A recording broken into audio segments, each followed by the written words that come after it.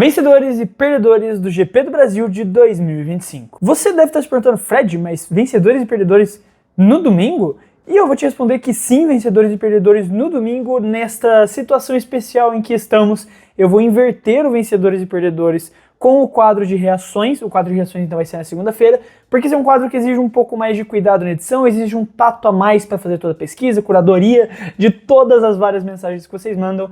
E eu acredito que ficaria muito corrido, até porque eu tenho que arrumar todas as malas e que amanhã de manhã eu já tô partindo de volta para minha cidade de São Paulo. Então o quadro Vencedores e Perdedores, ele é um pouco mais rápido, mais prático de fazer. Por conta disso eu faço essa substituição nesse momento. A gente vai fazer primeiro o Vencedores e Perdedores e amanhã, segunda-feira, as melhores reações como vocês estão acostumados. De tudo isso, bora ver então quem são os vencedores e os perdedores do GP do Brasil de 2025. Vencedor, Lando Norris. Acho que aqui não tem muito o que dizer, não tem nenhuma discussão. Em relação a isso, o Lando Norris é o grande vencedor do GP do Brasil, não só por como venceu a corrida, mas como ele também liderou todas as sessões. Ele liderou o TL1, liderou a classificação sprint, liderou a corrida sprint, liderou a classificação e liderou a corrida. Venceu, no caso, não liderou. Mas vocês entenderam o ponto. O cara destruiu no Brasil. Assim, para não ficar repetitivo, o que eu repeti durante todo esse final de semana. O Lando Norris, ele finalmente entendeu onde ele tem que ficar na zona de conforto. Ele entendeu como ele vai tirar toda a pressão das costas dele e jogar no colo dos outros. Se ele for campeão, se ele não for, ele está dando o melhor dele. E é isso que ele acredita. Você pode não concordar com esse pensamento, como eu já fiz um vídeo falando que não concordo necessariamente com essa ideia de pensamento de você ser um atleta profissional, um piloto de Fórmula 1 e não tá nem aí pro título, mas este pensamento ajudou ele a melhorar as performances dele. Isso é inegável. E se isso é positivo para ele, se isso está ajudando ele, ele tem mais é que seguir dessa forma. Porque isso está fazendo ele virar um monstro nas pistas. Cara, ele está sendo um monstro e não é só carro aqui. A gente não está falando só de carro porque ele está na McLaren. O Piastri no mesmo carro não conseguiu chegar perto dele. O Lando Norris simplesmente está em outro patamar agora. E nesse GP do Brasil ele prova isso e abre uma diferença absurda de pontos pro Piastri. Eu tô com a tabela aqui do lado para falar mais fácil, né? O Lando Norris atualmente está com 390 pontos e o Piastri com 366. São 24 pontos de vantagem pro Lando Norris, faltando 3 corridas. A única situação que o Piastri vê isso é com um desastre nível um abandono do Norris. E ele ganha na corrida, que daí ele passa por um ponto. Então assim, o Norris ele colocou as duas mães dele no troféu de campeão mundial e tá com ele pronto pra sair gritando, pra celebrar. É só uma formalidade. Eu acho muito difícil que não se confirme o título do Norris antes de Abu Dhabi.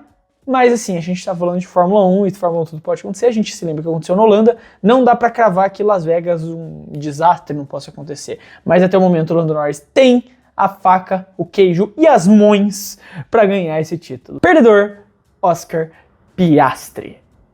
Cara, realmente o Oscar Piastri sucumbiu. O Oscar Piastri weberizou, Marco weberizou. Esse GP do Brasil foi a confirmação disso pra mim. Na sprint já não foi o esperado, já não teve o resultado que você queria que tivesse, com ele abandonando, batendo o carro no muro. Sim, e aquela já era a prova de que teria algum problema, mas beleza, você ainda tinha a justificativa lá da zebra, que tinha o problema, que eles arrumaram a zebra pra corrida, porque tanto o Hülkenberg quanto o Colapinto bateram naquele mesmo trecho, passando pela mesma zebra. Então, beleza, você poderia jogar a culpa na zebra. Na corrida ele vai lá, e além de não se classificar bem, classificar em quarto lugar, eu fiz 3, 4, eu não sei fazer 4 com a mão, ele faz aquela cagada lá pra cima do Antonelli que tira o coitado do Leclerc da corrida, que não tinha nada a ver com a história. O Piastri sucumbiu. Eu só não acho que ele termina atrás do Verstappen por conta da diferença de pontos, mesmo com a corridaça do Verstappen de hoje. Ainda é uma diferença considerável de pontos que o Verstappen tem, são 25 pontos pro Piastri, é muita coisa para você tirar em 3 corridas. Então, eu ainda acredito que ele é vice-campeão do mundo, mas é um vice-campeão que, no cenário atual, tá mais para ser o terceiro colocado. Só não vai ser por um cenário que é muito difícil do Verstappen conseguir alcançar hoje. Mas agora a verdade é que ele realmente sucumbiu. O Piastri sucumbiu e entregou o título pro Norris. O Norris é muito doido, assim, porque a Fórmula 1 muda de uma corrida para outra. Porque se você volta alguns vídeos atrás, eu tava falando que o Norris sucumbiu e o Piastri ia ser campeão. Mas a sucumbição do Lando Norris de certa forma envolvia coisas como um abandono que ele não teve culpa, como foi na Holanda. Apesar de que no Canadá ele teve total culpa, e eu critiquei ele fortemente lá no Canadá, o Norris, mas ele trabalhou isso, ele chegou naquela linha de pensamento que tá ajudando ele assim, a encarar essa disputa de título de uma forma que o fortaleça mentalmente. O Piastri cedeu a pressão. O Piastri simplesmente cedeu a pressão e não está sabendo lidar mais com a vantagem que ele tinha, e agora que ele tá atrás, agora que não vai recuperar mesmo. Isso é um caso clássico, assim, do tipo no futebol, de um time que tem uma vantagem ali, frágil, e daí começa, tipo, a levar a pressão do time, o time mais estável, mais forte, encontra o ritmo do jogo, começa a pressionar, e o Piastri fica perdido, nervoso, torcendo pra não levar gol, leva um gol, leva outro, e acabou o jogo ali. Falta mais 40 minutos de jogo, mas você sabe que já acabou o jogo, porque o time tá nervoso e não consegue controlar a bola, sabe? É o que tá acontecendo com o Piastri. Eu não sei se em 3 corridas ele tem a capacidade de fazer toda a preparação mental que ele precisa para recuperar uma vantagem tão grande. E é isso, não tem muito mais o que dizer, sabe? A punição foi merecida, estragou a corrida dele, e é isso. O Oscar Piastri provavelmente entregou o título para o Lando Norris no GP do Brasil. De novo o GP do Brasil definindo o título, hein? De novo. Vencedor, Andrea Kimi Antonelli. Que corrida absurda, não só corrida, que final de semana absurdo do Antonelli. O Antonelli foi absurdo do começo ao fim desse final de semana. Cara, sim, se o Lando Norris era o P1 em tudo, o Antonelli era o P2 em tudo. P2 na classificação sprint, P2 na corrida sprint, P2 na classificação, P2 na corrida. E se defendendo de um Verstappen com sangue nos olhos no final ainda. Eu tava no setor Porto, então eu vi o final da reta oposta, eu vi 3 grandes defesas do Antonelli naquela curva. O Antonelli foi absurdo, além de que outras voltas que o Verstappen estava pressionando, e ele poderia ter cedido a pressão, porque a gente está falando de um moleque de 19 anos, com o Verstappen na cola dele, e ele foi lá e aguentou o tranco, se defendeu muito bem, no final de semana que ele estava perfeito, depois de mandar as suas colheradas de dióxido de titânio para dentro, e também ter visitado ali, recebido a bênção, né, da visita que ele fez, né, ao Senna, ele teve uma corrida gigante. Uma corrida gigante que finalmente começa a mostrar os motivos pelo qual a Mercedes fez tudo isso, o Toto fez todo esse show para puxar ele tão jovem da Fórmula 2 direto para a Fórmula 1, né? Pular a Fórmula 3 e da Fórmula 2 direto para a Fórmula 1. Finalmente vem se justificando. Já teve outras coisas que justificaram, como o Canadá e como a Austrália, mas ele teve muitas inconsistências. O que você espera de um moleque que correu a maior parte dessa temporada tendo 18 anos de idade? Agora ele vai amadurecendo, né? Com o tempo de pista ele vai melhorando. Ano que vem, se vamos dizer que a Mercedes seja tão dominante quanto... Seja dominante, né? No caso, não estou dizendo que vai ser dominante, mas seja dominante. Eu ainda acho que ele não vence o Russell no pau a pau. Mas ele já está mostrando essa curva de qualidade que ele tem, que eu, por exemplo, sempre defendi que ele tinha, mas que não estava aparecendo com tanta frequência. Mas nessa corrida, nesse final de semana inteiro do Brasil, ele mostrou essa qualidade. Perdedor, Ferrari. Sim, a Ferrari foi uma grande perdedora desse final de semana por diversos motivos, englobando o pacotão completo. O Hamilton teve um final de semana completamente deplorável, esquecível, uma corrida que ele gosta tanto, que ele considera tanto, caiu no SQ2. Claro, teve a culpa ali também em questão do Leclerc, mas ele também não desacelerou 100%, ficou aquele meio termo ali, não deu certo e cai no SQ2. Na classificação também cai no Q2. Na corrida estava terrível, não estava bem, teve problema logo na primeira volta também com ele. Um final de semana completamente para se esquecer do Lewis Hamilton, depois de ter feito uma grande classificação no México, mas a corrida acabou não sendo ideal. No Brasil ele poderia recuperar essa boa fase nesse momento, e isso definitivamente não veio. E o Leclerc também acabou sofrendo com tudo isso, porque ele foi vítima do acidente do Piastri, sendo totalmente passageiro ali na relargada, na primeira relargada, passando por fora. Ele leva o tranco do coitado do Antonelli, que também não tinha nada a ver com a história. O Piastri dá o toque, o Antonelli é jogado para cima do coitado do Leclerc, perde a roda e não tem como continuar na corrida. Obviamente, ele abandona por conta disso. E eu coloco a Ferrari, então, no conjunto, claro, porque os dois pilotos abandonaram na corrida principal, mas que por conta disso, um assunto que foi pouco falado, meus amigos, olhando para a tabela de construtores, neste momento a Red Bull passou a Ferrari. A Red Bull está na frente da Ferrari com 366 pontos contra 362 da Ferrari. A Ferrari está conseguindo ficar em 4º lugar no campeonato de construtores nesse momento com os resultados do GP do Brasil. Então é um final de semana completamente terrível da Ferrari em questão de resultados, em questão do que significa isso para o campeonato da Ferrari. Terrível, terrível. Eles precisam arrumar as coisas. Las Vegas é uma pista, a próxima corrida, né? Uma pista que eles tiveram bons resultados no passado, foram bem, então talvez possam, no passado, como se tivesse tido tantas corridas, né? Tivemos 2. Na primeira, o Leclerc até ameaçou vencer a corrida lá com a dominância, na época de dominância do Verstappen, em 2023, ele até ameaçou vencer a corrida, acabou não conseguindo. Então é uma pista que nesse regulamento, né, nas poucas provas que a gente teve, a Ferrari mostrou que tem potencial de ir bem nela. Vamos ver como vai ser em Las Vegas, se eles conseguem recuperar esses pontos, mas eles precisam dos 2 carros pontuando e não dos 2 abandonando. Um porque não conseguiu ir bem e o outro porque foi vítima. Claro, não teve culpa o Leclerc, mas no final das contas o resultado é péssimo para eles. Então, muita gente às vezes fala, tipo, por que você colocou esse piloto, essa equipe como perdedora? Não foi culpa deles. Não foi culpa deles. Não, o Leclerc não teve culpa de ser tirado da corrida. Mas ele foi tirado, então ele é um perdedor ainda, sabe? Como no próprio GP dos Estados Unidos, que eu coloquei o Antonelli como perdedor, teve muito comentário, mas não foi culpa dele acidente, por que você botou como perdedor? Porque ele se ferrou com aquilo, então ele é um perdedor. Foi algo que prejudicou ele em uma corrida que ele estava indo bem.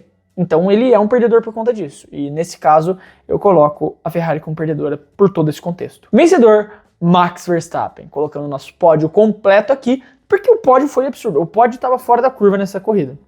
Né, os pilotos do pódio estavam todos fora da curva nessa corrida. Estavam todos completamente fora da curva. O Lando Norris fez uma corrida brilhante do começo ao fim.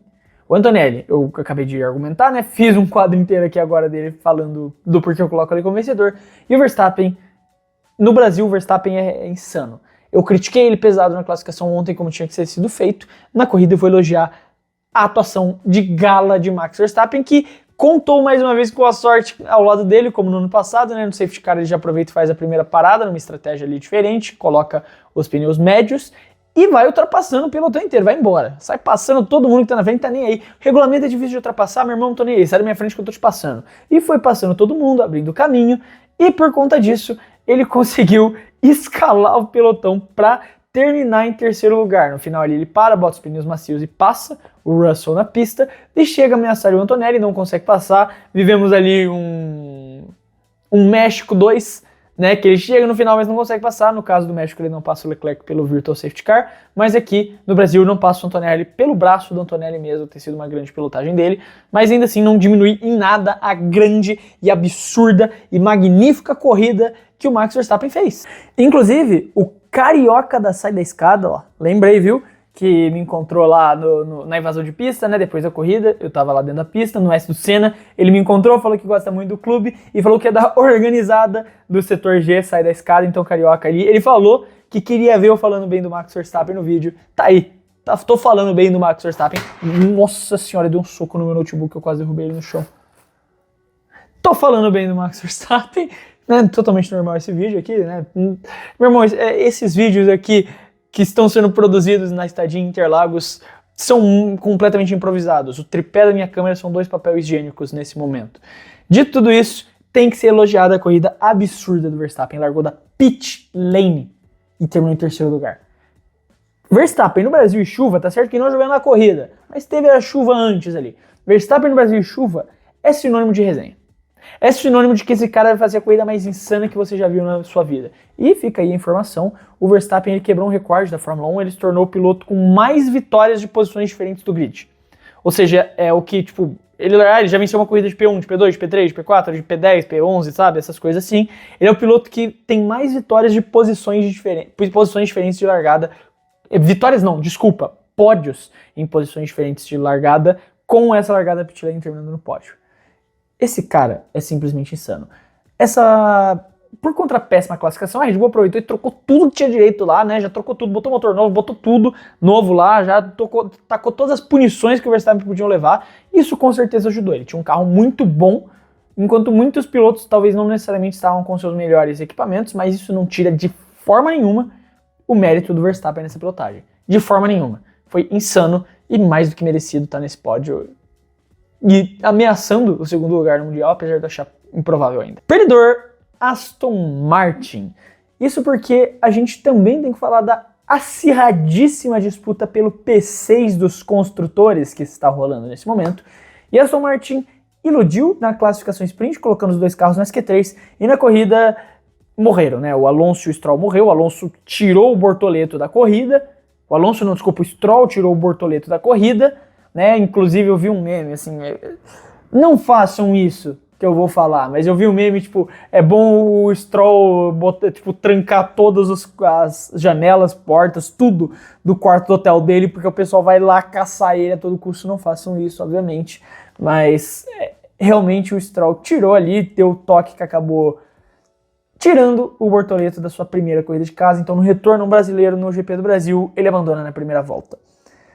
Né, falei só de Bortoleto até aqui, não era esse o ponto, mas o ponto é que as Aston Martins mais uma vez decepcionaram na classificação principal, não entregaram o resultado esperado, e daí na corrida acabou custando também isso, não conseguiram fazer uma boa corrida, terminando ali longe dos pontos e vendo sua posição no campeonato de construtores mais distante em relação a quem está ali na sexta colocação atual, que inclusive é o nosso próximo vencedor, a Racing Bulls, que no oposto da Aston Martin colocou seus dois pilotos no Q3 e fez uma grande corrida com os dois, porque o Lawson termina em sétimo lugar e o Hadjar termina em oitavo, somando ali 10 pontos para Racing Bulls, que está exatamente 10 pontos à frente da Aston Martin. Então esses 10 pontos que os dois pilotos da Racing Bulls conquistaram na corrida de hoje foi o suficiente para a Racing Bulls estar em sexto lugar nos construtores, nessa briga intensa que está rolando pela P6, e mais próximo da Williams, que acabou não pontuando, e agora a Racing Bulls com 82 pontos está próximo, entre muitas aspas, da Williams com seus 111 pontos. Uma diferença muito grande para se tirar em 3 corridas, mas se eles conseguirem repetir esse feito em outras 3 corridas que faltam, e a Williams não pontuar em nenhuma delas, 10 em 10, eles vão para 92, 102, 112. Então se a Racing Bulls fizer esses 10 pontos nas 3 corridas que faltam e a Williams não pontuar nenhuma vez, a Williams perde por 1 ponto o P5 dos construtores. Claro que eu acredito que a Williams vai acabar pontuando, especialmente em Las Vegas, que é uma pista que deve favorecer ali a Williams, mas ainda assim a Racing Bulls tem um grande final de semana com seus dois pilotos nos pontos e coloca eles na liderança dessa briga acirradíssima pela P6 dos construtores. Perdedor, Gabriel Bortoleto. Não foi um bom final de semana do Gabriel no geral, ele não conseguiu fazer uma boa classificação sprint, ele mesmo falou que não se encontrou direito, depois na corrida também, né, teve o problema, estava até fazendo uma boa prova, né, na corrida sprint ele estava fazendo uma boa prova, chegou a ultrapassar o Hadjar, teve seus momentos ali com o Colapinto também, e estava ali ameaçando o Albon no finalzinho da prova. Foi aí que ele tentou fazer aquela manobra, que deu aquela panca feia de assistir. Eu só fui ter a noção real da dimensão do que foi aquela panca que ele teve quando eu vi uns vídeos depois no Instagram dele batendo tipo, muito forte no primeiro muro e muito forte no segundo. O segundo impacto foi de 57G, foi maior que o impacto do Max Verstappen em Silverstone 2021. Então ele realmente passou por uma panca muito forte, muito feia. E assim, a primeira coisa que a gente tem que ficar feliz que não aconteceu nada demais, a segurança dos carros de Fórmula 1 hoje é absurda, e a gente tem muita sorte dos carros serem tão seguros quanto eles são hoje. Porque se isso fosse décadas atrás, era impossível ele ter saído andando daquele carro. Impossível. Mas ele não conseguiu arrumar o carro a tempo, né? A equipe, né? Ele não ia fazer nada, a equipe não conseguiu arrumar o carro a tempo por conta do quão feio foi abatido. O próprio Jonathan Whitler falou que era mais fácil construir um carro novo, porque de tanta coisa que aconteceu, né? Tanta coisa que foi destruída. E eventualmente, por conta disso, ele tem que largar lá do fundo, né? Eventualmente ele não faz a classificação e por conta disso tem que largar lá do fundo. E logo na primeira volta acontece o incidente com o Stroll e ele abandona a corrida. Cara, ele mesmo falou depois da corrida que é o pior final de semana da vida dele. E assim, cara, é complicado. O primeiro final de semana de um piloto brasileiro, depois de tanto tempo sem um piloto brasileiro no F1, correndo no GP de casa e tudo, absolutamente tudo dá errado pra ele. É realmente algo triste, é realmente algo que, assim, nós como brasileiros, que queríamos ver ele bem, queríamos ver ele indo muito bem, não conseguimos, não pudemos aproveitar isso. Claro que ele vai estar lá no ano que vem, ele tem contrato com a Audi até o final de 2026, então a gente vai ter mais uma oportunidade de ver o Gabriel correr em Interlagos ainda, mas realmente fica aquele gostinho amargo, sabe, de que, cara, pô, a gente queria ter visto um brasileiro indo bem, e não necessariamente, e infelizmente não foi o melhor dos finais de semana do Gabriel. Nessas rodadas americanas ele vem enfrentando algumas dificuldades, a única exceção talvez seja a corrida do GP do México, que ele estava muito bem e conseguiu conquistar aquele pontinho no final da temporada, da corrida, ultrapassando o Radiar, mas nos Estados Unidos ele não foi bem, e aqui no Brasil ele definitivamente não foi bem também. É triste. O que eu posso falar, o que a gente consegue tirar disso que realmente é triste. A gente esperava pelo menos ver ele correr todas as voltas, talvez nem pontuar, assim, claro que no vídeo de previsões eu fui otimista, eu queria ser, né, eu ia soltar previsões otimistas porque eu estava torcendo para ele pontuar em casa. Agora cara, esquecer isso, focar nas 3 corridas que faltam, tentar fazer o melhor, ajudar a Sauber na disputa pelo P6 dos construtores, que ainda tem uma grande disputa com isso, que inclusive a gente fala dessa disputa porque o nosso próximo nome é vencedor Nico Hülkenberg, que teve um grande final de semana. O Nico Hülkenberg, por outro lado, se o Gabriel não foi bem, teve um grande final de semana, terminando nos pontos mais uma vez na corrida principal e se classificando para 2 Q3, para o SQ3 da Sprint e para o Q3 aqui do GP do Brasil, e depois terminando a corrida em 9º lugar, trazendo 2 pontinhos ali para Sauber, que definitivamente ajuda no campeonato ali, apesar de eles estarem 20 pontos atrás da Racing Bulls, não é o ideal, o carro da Sauber decaiu bastante nesse final de temporada, eles ainda, teoricamente, estão na briga, e você não tem como desconsiderar isso. O Hulk finalmente se reencontrou, né, depois de tanto tempo sumido, como ele estava depois do pódio em Interlagos, não, em Silverstone. Ele sumiu da Fórmula 1, ele pegou o pódio, se aposentou, falou: família, o meu tá pago aqui, tamo junto, vou ver, te aviso, até a próxima. Mas aí agora no final da temporada ele decidiu recuperar a boa vontade e falar: ok, então eu vou trabalhar um pouco, né, eu vou trabalhar um pouquinho. E ele fez uma grande classificação, pelo menos nos Estados Unidos, da Sprint, apesar do que aconteceu com ele. E agora no Brasil ele mais uma vez faz um grande final de semana, 2 Q3 e 2 pontinhos importantes ali para Sauber, pelo menos sonhar ali em tentar alcançar Haas, Aston Martin, que já são metas mais reais, são só 10 ali, 8 pontos de distância para as duas, são metas mais alcançáveis. E esses 2 pontinhos fazem diferença, especialmente quando você considera equipes como Aston Martin não pontuaram nesse final de semana. Então, qualquer pontinho faz a diferença e foi um grande final de semana do Hulk para isso. Eu vou quebrar a tradição, não vai ter outro perdedor aqui, mas a gente vai ter mais um vencedor, que é o Pierre Gasly. O Gasly é outro que fez uma grande corrida num carro extremamente questionável da Alpine, conseguindo colocar esse carro em 10º lugar. O que o Gasly fez com esse carro, colocando ele em 10º lugar, foi absurdo, porque você pegar essa bomba da Alpine e conseguir cruzar a linha de chegada na zona de pontuação, isso tem que ser um feriado nacional na França, porque é uma equipe francesa e um piloto francês ainda. Sim, pra Alpine não faz diferença nenhuma, tá em último lugar lá, afundada com 22 pontos. Se a Alpine fizer 40 pontos, cara, eu nem sei o que eu faço, eu não vou apostar nada, porque, né, a Alpine é bem a cara da equipe que vai cometer uma maluquice e terminar com os 2 pilotos no pódio, como aconteceu no passado. Mas, sim, os pontos, no final das contas, não mudam em nada pra Alpine, absolutamente nada, só torna mais cara a inscrição da Alpine na próxima temporada, porque a inscrição é baseada em quantos pontos você fez. Ainda assim, foi uma grande corrida do Gasly, que precisa ser exaltada, e não só ele.